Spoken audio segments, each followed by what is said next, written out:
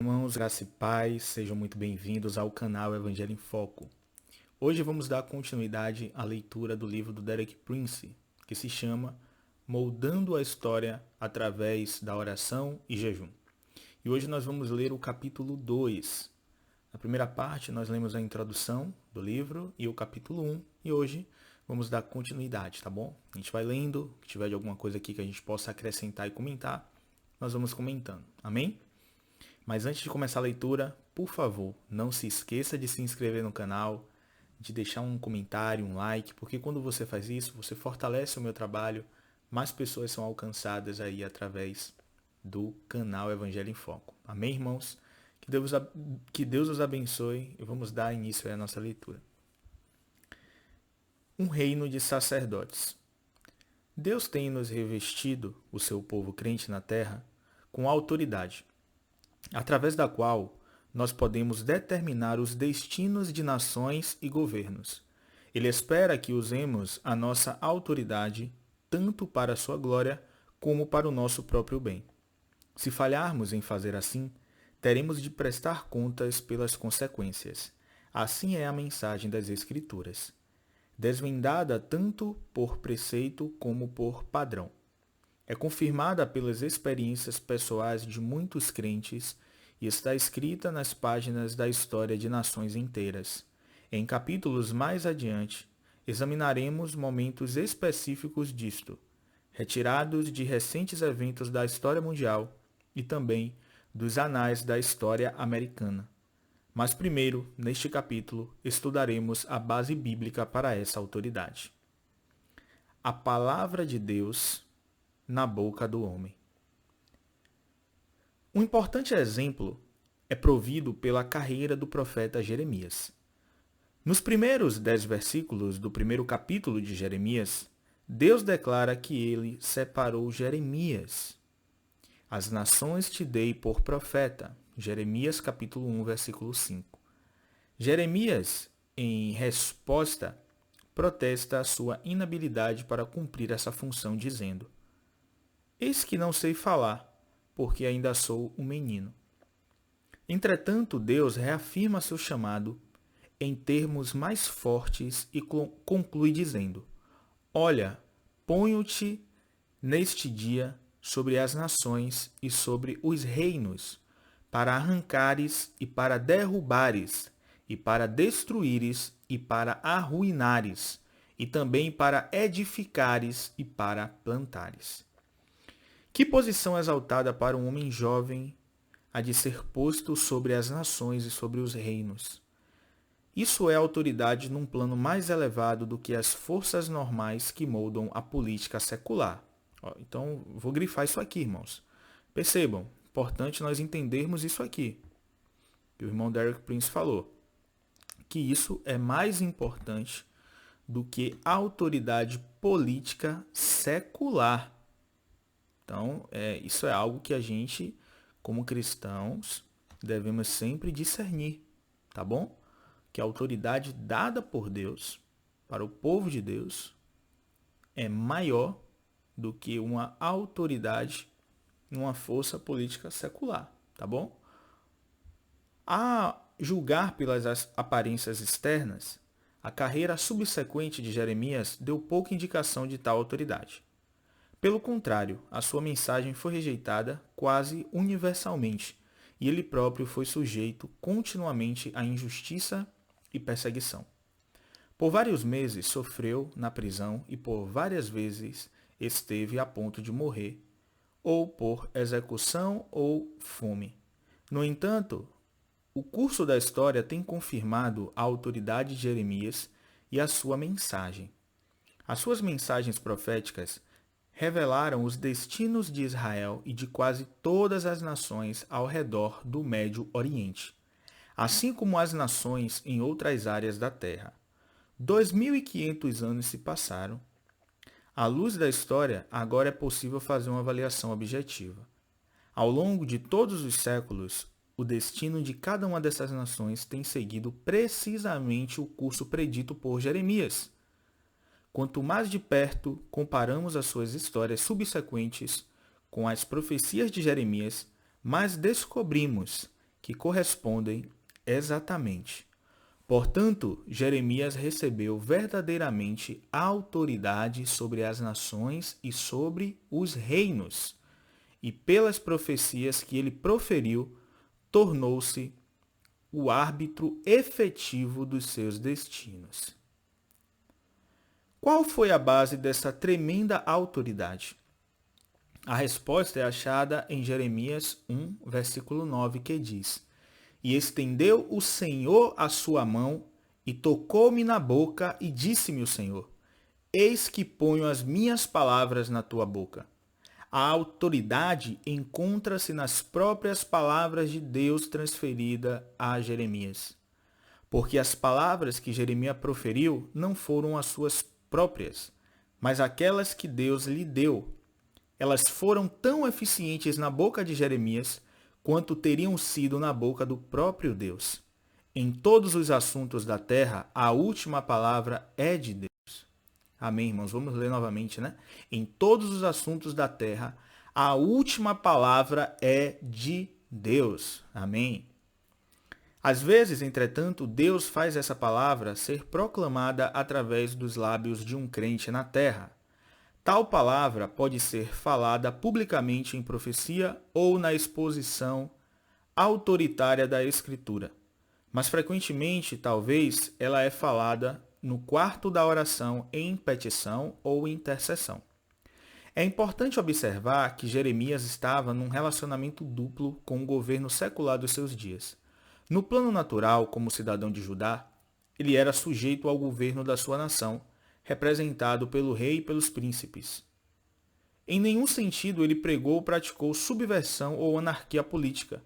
Tampouco ele jamais buscou escapar ou resistir decretos feitos pelo governo concernente a ele, mesmo que eles às vezes fossem arbitrários e injustos.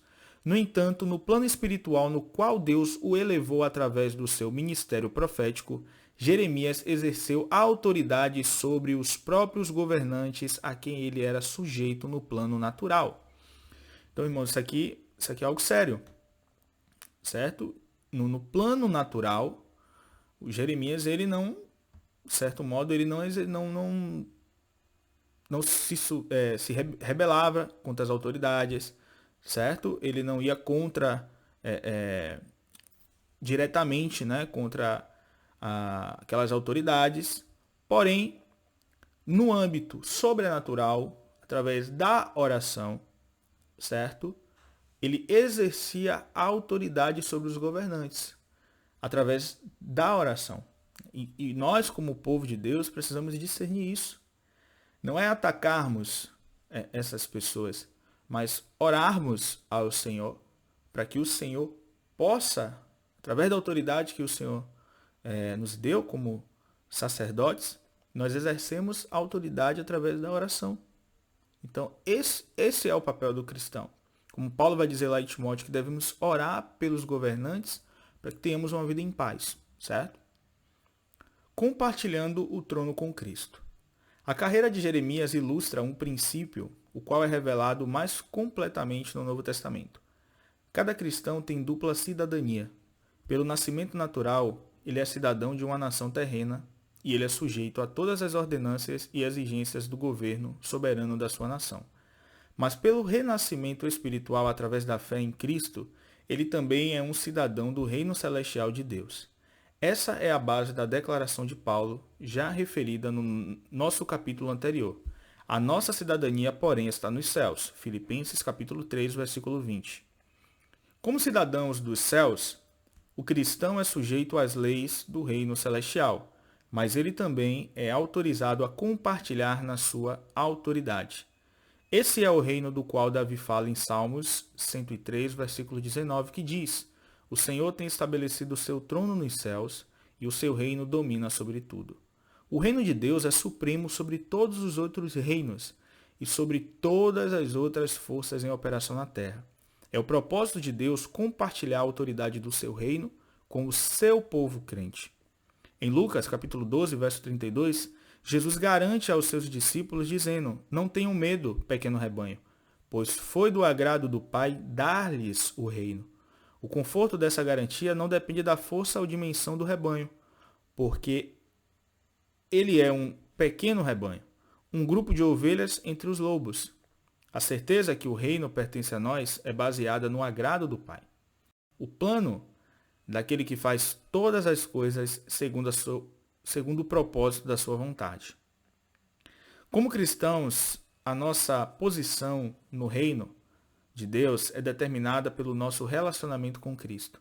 Paulo explica isso em Efésios, no capítulo 2, dos versículos 4 ao 6, que diz: Todavia, Deus, que é rico em misericórdia, pelo grande amor com que nos amou, deu-nos vida com Cristo quando ainda estávamos mortos em transgressões. Pela graça, vocês são salvos. Deus nos ressuscitou com Cristo e com ele nos fez assentar nos lugares celestiais em Cristo Jesus. A graça de Deus identifica-nos como Cristo em 3 fases sucessivas. Primeiro, deu-nos vida, ou nos vivificou. Nós compartilhamos a vida de Cristo. Segundo, nos ressuscitou, como Cristo foi ressuscitado do túmulo. Nós compartilhamos a ressurreição de Cristo. E terceiro, nos fez assentar no trono, no reino celestial. Nós compartilhamos a autoridade real de Cristo no trono. Nada disso é no futuro.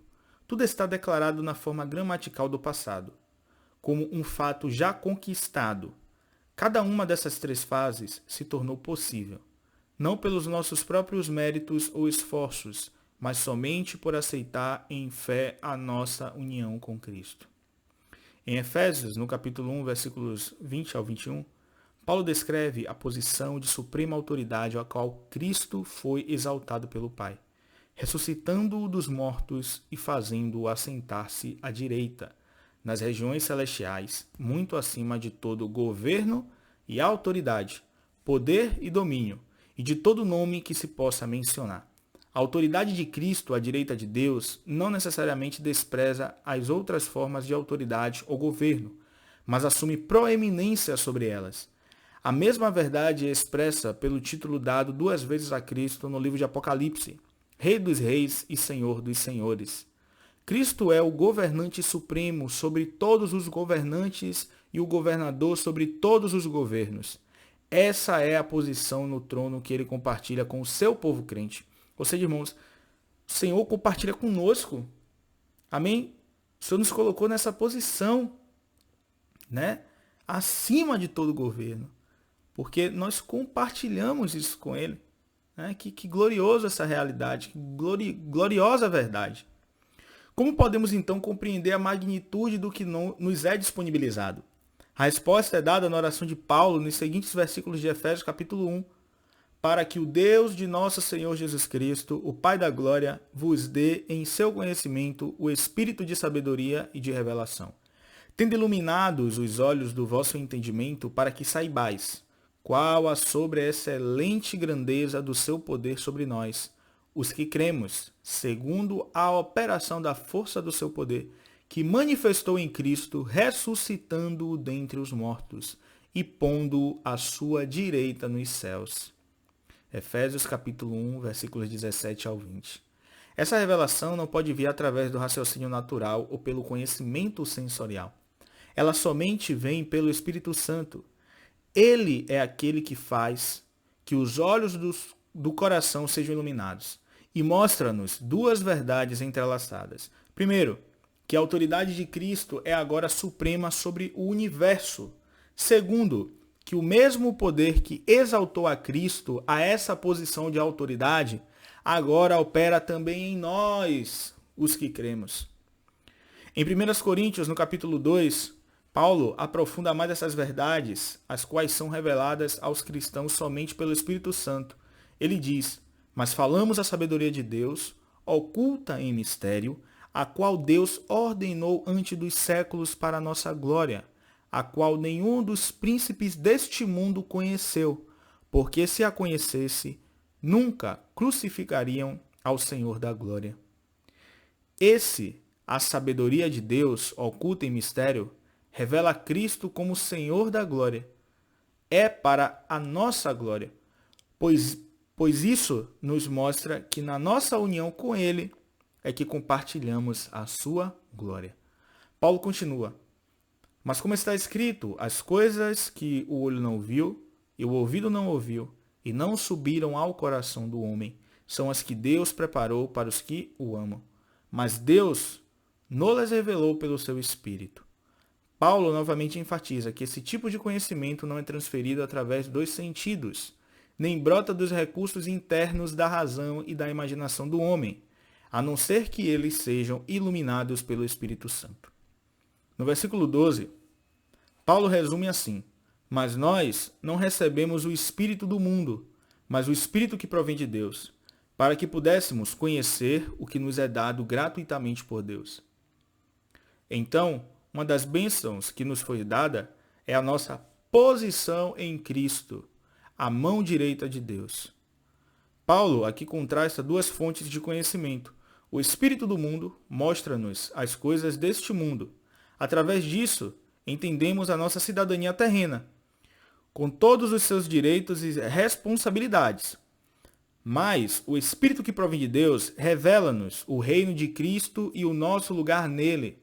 Através disso, entendemos os nossos direitos e responsabilidades como cidadãos dos céus. Amém, irmãos? Então, espero que os irmãos estejam compreendendo. Paulo está mostrando dois aspectos. Temos o aspecto terreno, certo? Mas nós temos o aspecto celestial. Porque nós estamos assentados com Cristo nos lugares celestiais, acima de todos os governos, acima de todas as autoridades.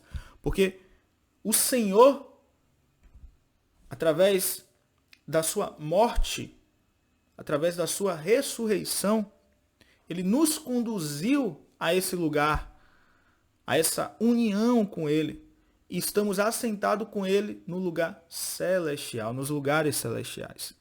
Então, nós temos a nossa responsabilidade também como cidadãos dos céus. Porque de forma objetiva já estamos lá. Entendeu? Vamos continuar. Se às vezes a nossa posição em Cristo no trono aparenta ser distante ou irreal, a razão é simples. Nós não recebemos a revelação que o Espírito Santo, através das Escrituras, disponibiliza. Sem essa revelação, nós não podemos nem entender, nem desfrutar os benefícios da nossa cidadania celestial. Ao invés de reinar como reis, encontramos-nos ainda trabalhando pesado como escravos. De escravos para reis.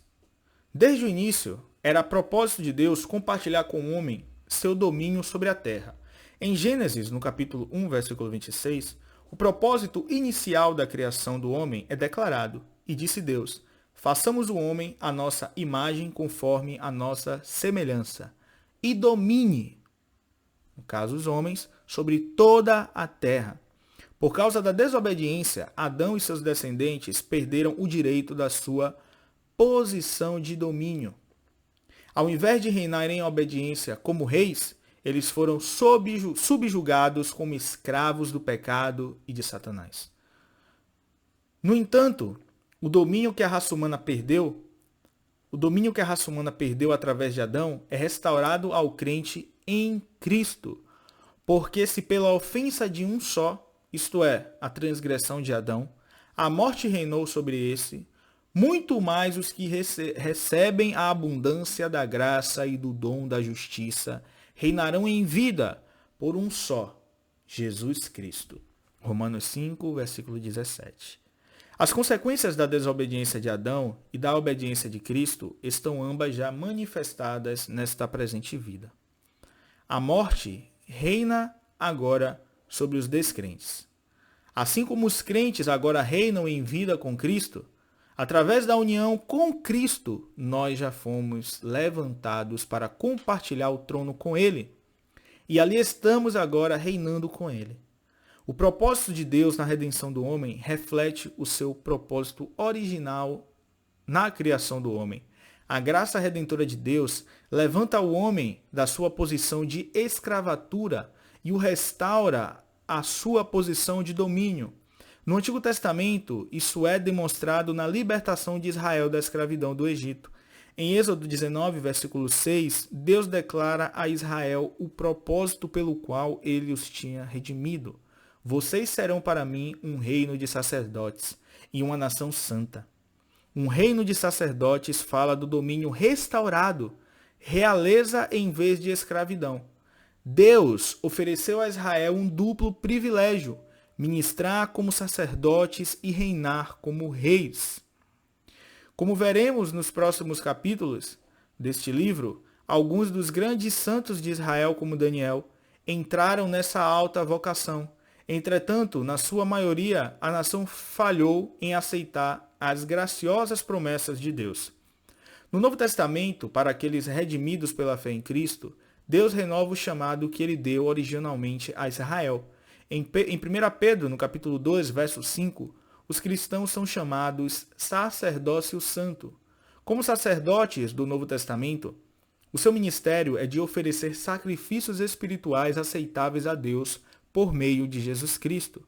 Os sacrifícios espirituais oferecidos pelos cristãos são as várias formas de oração, particularmente adoração e intercessão. Então, em 1 Pedro, capítulo 2, verso 9, os cristãos são também chamados sacerdócio real. A frase sacerdócio real corresponde exatamente a um reino de sacerdotes de Êxodo, capítulo 19, versículo 6. No livro de Apocalipse, a mesma frase é aplicada novamente 2 vezes àqueles redimidos pela fé em Cristo Jesus. Em Apocalipse, no capítulo 1, no versículo 5 ao 6, nós lemos: Aquele que nos amou e em seu sangue nos lavou dos nossos pecados e nos fez reis e sacerdotes para Deus e seu Pai. E novamente em Apocalipse 5, versículos 9 ao 10 diz: Com o teu sangue nos comprastes para Deus, e para o nosso Deus nos fizestes reis e sacerdotes. O propósito de Deus de fazer o seu povo remido um reino de sacerdotes é declarado no total 4 vezes nas Escrituras, 1 vez no Antigo Testamento e 3 vezes no Novo Testamento. Em todos os três instantes no Novo Testamento, o propósito de Deus é apresentado não como algo ainda para acontecer no futuro, mas como um fato já consumado para nós como cristãos, através da nossa posição em Cristo. Nós governamos pela oração. Em Salmos, no capítulo 110, versículos de 1 ao 4, Davi pinta um quadro de Cristo reinando como rei e sacerdote junto com o seu povo crente. Cada detalhe dessa cena é significante e merece nossa atenção cuidadosa. A linguagem e as imagens inspiradas que Davi usa devem ser interpretadas em referência em outras passagens relacionadas nas Escrituras. No primeiro versículo, temos a revelação de Cristo como rei, entronizado à mão direita do Pai. O Senhor disse ao meu Senhor: Senta-te à minha direita, até que eu faça dos teus inimigos um estrado para os teus pés. Nenhum outro versículo do Antigo Testamento é citado mais vezes no Novo Testamento do que esse.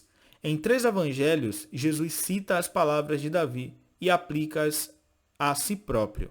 Em Mateus capítulo 22, versículo 44, em Marcos capítulo 12, verso 36 e em Lucas capítulo 20, versículos 42 ao 43. Elas são aplicadas a Jesus por Pedro, do mesmo modo em seu sermão no dia de Pentecostes. Do mesmo modo, Pedro, no caso, ele aplica também no seu sermão no dia de Pentecostes, lá em Atos capítulo 2, versos 34 ao 35. A verdade do reinado de Cristo é apresentada semelhantemente por Davi nos Salmos 2, versículo 6, onde o Pai declara: Eu mesmo estabeleci o meu rei em Sião, no meu santo nome. No versículo 4 do Salmo 110, o quadro de Davi é completado pela revelação de Cristo como sacerdote. O Senhor jurou e não se arrependerá. Tu és sacerdote para sempre, segundo a ordem de Melquisedeque. Todos os ensinamentos da Epístola aos Hebreus concernente ao sumo sacerdócio de Cristo é baseado nesses versículos de Salmo 110. O escritor aos Hebreus enfatiza que em Melquisedeque havia a união das duas funções do reinado e do sacerdócio. Melquisedeque foi sacerdote do Deus Altíssimo. Além disso, ele era, pelo próprio significado do seu nome, Rei de Justiça e depois também Rei de Salém, que é o Rei da Paz. Assim é o duplo ministério que agora Cristo executa à mão direita do Pai. Como rei, ele governa, como sacerdote, ele intercede, vivendo sempre para interceder por eles. Hebreus capítulo 7, versículo 25. No Salmo 110, versículo 2, descreve a maneira como a autoridade real de Cristo é exercida. O Senhor enviará o cetro da tua fortaleza, desde Sião, dizendo: domina no meio dos teus inimigos. Essa é a situação hoje no mundo. Os inimigos de Cristo não foram definitivamente subjugados, mas ainda estão ativamente trabalhando, opondo-se ao governo e ao seu reino.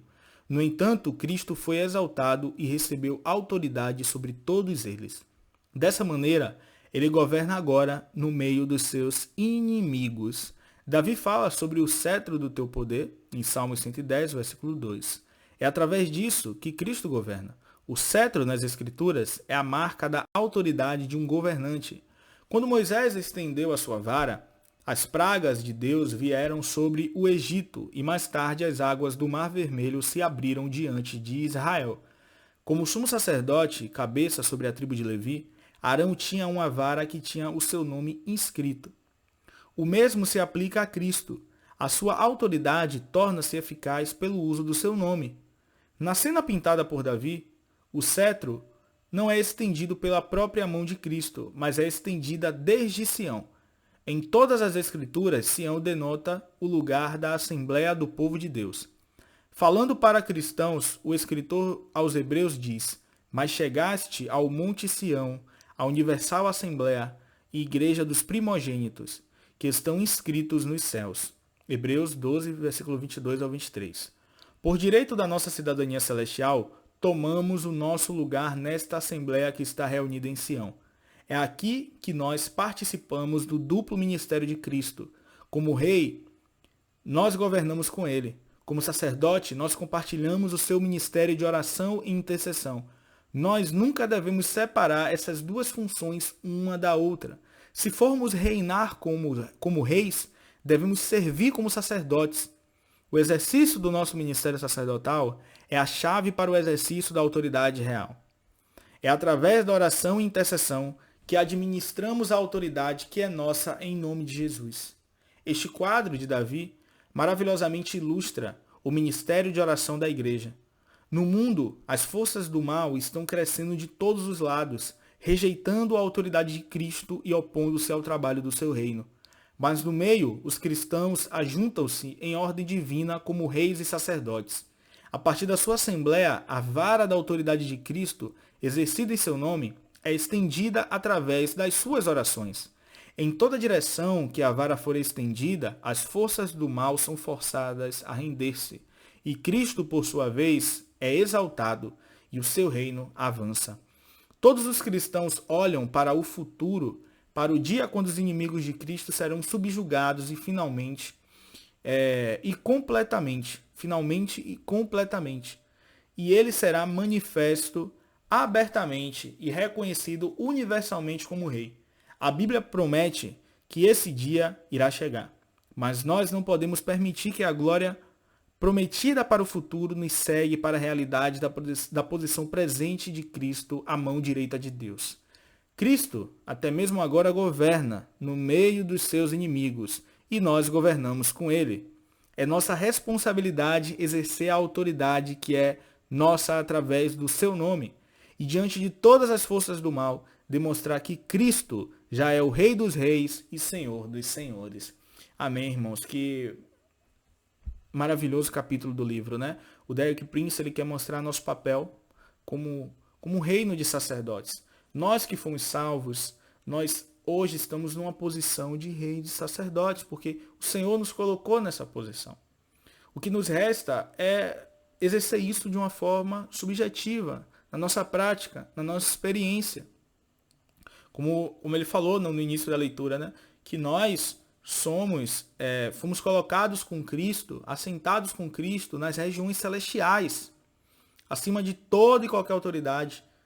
Então, como cristãos, Nós temos essa autoridade, nós podemos exercer o nosso sacerdócio através da oração. E no capítulo 3, né, que ele vai começar a adentrar agora, de forma mais direta, como o nome do livro diz, né, moldando a história através do jejum e da oração. Por conta da influência que isso pode trazer sobre os países, sobre as cidades, sobre as nações. Como exercer esse reino de sacerdotes pode mudar o rumo de muitas coisas na Terra. Então, esse é o foco do livro do Derek Prince. O capítulo 1 e 2 foram basicamente uma parte introdutória, certo? Para que vocês possam ter uma compreensão, uma base, para ele começar agora, a partir do capítulo 3, a adentrar realmente nos aspectos que vão trazer, né, mudanças na humanidade, na sua cidade, na sua casa, na nação, nas nações. Amém? Então que possamos dar continuidade a essa leitura. No próximo vídeo eu continuo falando um pouco sobre isso, onde nós vamos ler sobre orando pelo nosso governo. Amém? Que Deus vos abençoe, irmãos. Não se esqueça de curtir, de compartilhar, de deixar o seu like, porque quando você faz isso, você também ajuda que mais pessoas sejam alcançadas pelo canal Evangelho em Foco. Também não esqueça de orar por essa obra, para que Deus possa, né, continuar fortalecendo e abençoando. Amém?